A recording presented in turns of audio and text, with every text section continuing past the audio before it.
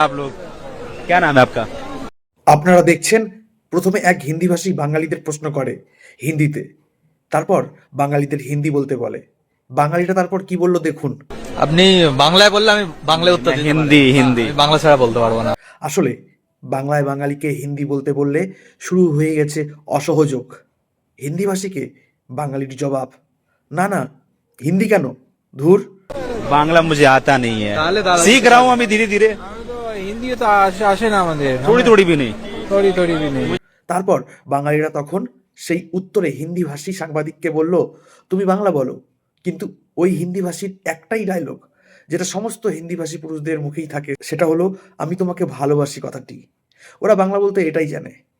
मुझे भालोबाची आती है और दो चार चीजें आती है मुझे। জানেন এই কথাটি কেন বেশি বলতে ওরা পছন্দ করে? কারণ ওরা বাঙালি মেয়েদের, নারীদের কি মনে করে তা আমরা সবাই জানি। তাই বাঙালি মেয়েদেরকে ইমপ্রেস করার জন্য এই কথাটি ওরা শিখে রেখেছে। এটি বাদ দিয়ে আর কিছুই ওরা জানে না। এই রকমের বহিরাগত ব্যক্তিরা বাঙালি জাতি ও বাংলা ভাষাকে ঘৃণা করে। ইউটিউবে ছড়িয়ে आप लोग भी हिंदी नहीं? না না দূর हाँ? বাংলা বাংলায় বলে এটা তো বাংলার হচ্ছে না। বাংলা হলে বাংলায় কথা বলবো, হিন্দিতে হিন্দি যখন আমি হিন্দিতে কথা বলবো, হিন্দি হচ্ছে না।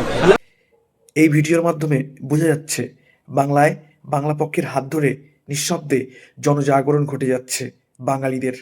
এরা কেউই বাংলা পক্ষের কেউ না, কিন্তু বাংলা পক্ষ সাধারণ বাঙালির চেতনায় ক্রমাগত ঢুকে যাচ্ছে। লুকিয়ে আছে বাংলা পক্ষ সব বাঙালির মধ্যে।